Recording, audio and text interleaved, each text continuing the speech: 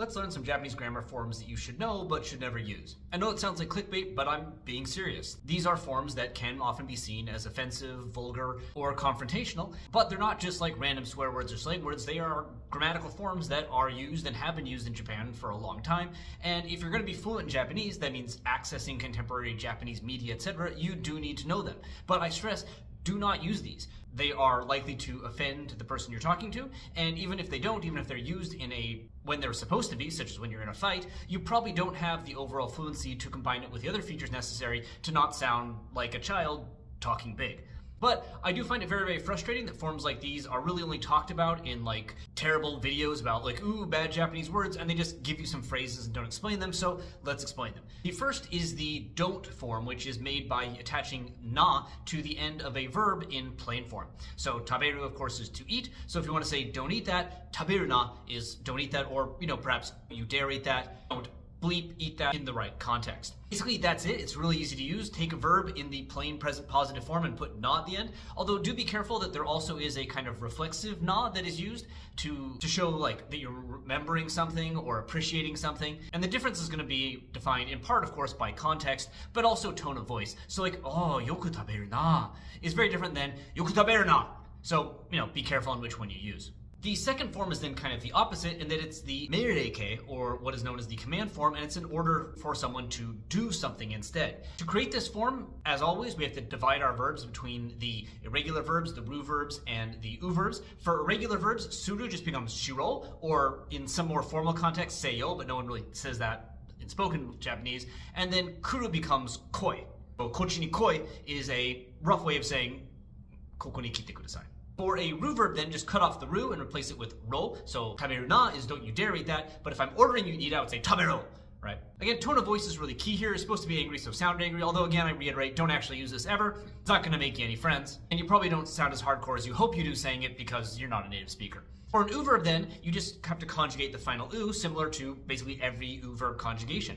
If you take a verb like nomu, for instance, we go to no ma to the a sound for the negative. For the volitional, we go to the e sound, right, as in no me ru. And for this command form, we actually do the same thing, but we just don't attach anything after the e. So no mu becomes no me, right, drink it. Hashiru becomes hashire. And for an u verb that ends in u, like utao, we just go utae. So that would be like sing, or sing, damn you, depending on the context. We don't really have this form in English at all. We just say like verb, like eat, drink. There's no actual conjugation, but there is conjugation here in Japanese. Although this is, of course, much more commanding and rude than something like kudasai, or even sort of dropped like tabete, nonde, also a form of command.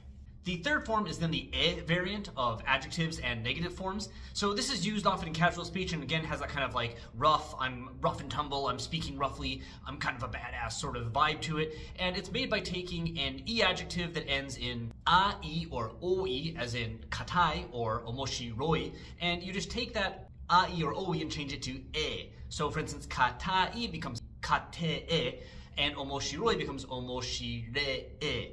Now, when e adjectives are written in kanji, sometimes what happens then is that this sound change disappears. So, for instance, if itai was pronounced in this form in like a manga or something, they would write the kanji and then put an a afterwards, and you're supposed to know that's not itae, it's ite. Likewise, it sometimes might even make sounds that kind of don't exist in Japanese, like hayai would become haye, but there is no ye sound. So the kanji wasn't there, I'm not sure how we would write it.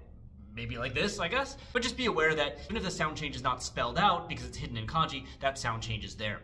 If the adjective ends in any other sound besides I or oi, you can't do this. So like tanoshi cannot become tanoshe.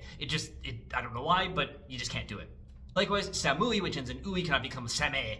But sumetai, because it ends in I, can become sumete. You can also do this with any word, not just an e adjective, that ends in nai, so in the negative form. And in this form, nai just becomes ne. So omoshiroku nai become omoshiroku ne, tabe nai become tabe ne, and something with janai, like sensei janai, becomes sensei jane. And then if you want, you can attach zo or ze or some other kind of, hardcore sentence final particle at the end to make yourself sound even more like a little punk or whatever. The fourth form then is the yagaru form, which is an incredibly productive form that shows contempt for the doer of a verb. There are two ways to make this, and it's both pretty easy. One is just take a verb and reduce it to its stem. The stem is the verb's mas form with mas cut off. And to go back to taberu, tabemasu, that'd be tabe. And then just put yagaru at the end, or yagate. It often ends in the te form, so tabe yagate, for instance. The second is then just to attach it to the te form of verb, so tabete yagaru, tabete yagate. People like to say this and then trail off. And again, when you say this, you are expressing contempt for the doer of the verb. So if you were to eat my chips, French fries, sorry, I've been brainwashed by Australian English, something like, watashi no fried potato o tabegate, is like, hey, don't eat my damn fries. Get your hands away from my fries, that kind of stuff. It's expressing contempt to you, right? Likewise, shiagaru means that you show contempt for somebody doing something, like, baka na hanashi o yoku shiagaru ne, is like, you often talk a bunch of crap. Nanyo yagatta would be, what the heck did you say? And yes, yagaru is a u verb, so it does conjugate with a te instead of a just te, right? Yagatta. But do note that while in theory this would be yagarimasu, this is not used in the polite form, it's incongruous. So something like tabe yagarimasu, this video might be the first time that's ever been said in the history of Japanese. It doesn't make sense. There's just the polite form plus this form don't mesh together, even though in theory, that is what it would be. And again, while I would never use this ever, I don't think I've ever said it seriously in 20 plus years of studying Japanese, it is something you'll see very, very easily if you read any manga, watch any anime, etc. Finally, and this is probably the one that's most well known of the content of this video, is the phenomenon of Ranuki kotoba. So, as you probably have known if you've studied Japanese for 2-3 years, there's a bit of a problem. It doesn't really cause that much difficulty, but with ru verbs in Japanese, there are a number of different meanings that can be attached to the rareru form. So taberareru, for instance, could be able to eat, as in the potential form. It could be eaten, as in the passive form, and it can also be a form of kind of like soft keigo, as in you eat and I am showing politeness to you. Nani o taberarimashita ka is a sort of slightly less polite version of nani o meshiagarimashita ka, but more polite than just nani o tabemashita ka.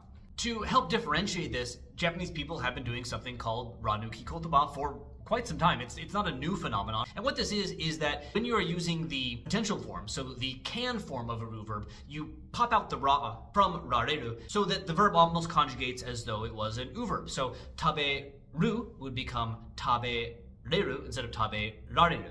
And that just makes it very, very clear that what you are saying is the can eat form and not the eaten form or the honorably eat form. So, for instance, if you can't put on clothing, instead of saying kirarenai, you might just say kirenai, and that would make it absolutely clear what you're saying. Out of all the things I've talked about, this is the one that is the most likely to just become normal Japanese someday, again, whatever that means. It's the only one I'd say that you can use more or less safely when talking to your friends without risking sounding offensive, although I still would avoid it in any kind of formal situation or when you're trying to make a good impression, because while a lot of people don't care about this and use it quite actively, there are a number of people that do consider it to be incorrect or poor Japanese, so better, safe than sorry. If you hear someone using Ranuki kotoba to you, though, you should note that as a sign that they're probably okay with you using it to them, and also you shouldn't take offense to it or assume that they're talking down to you. In a few decades or so, I imagine it will just be a normal part of Japanese that no one comments on.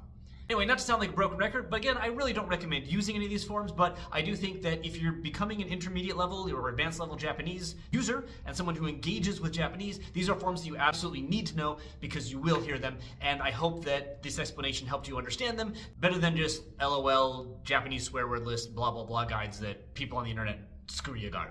でも本当に使うな。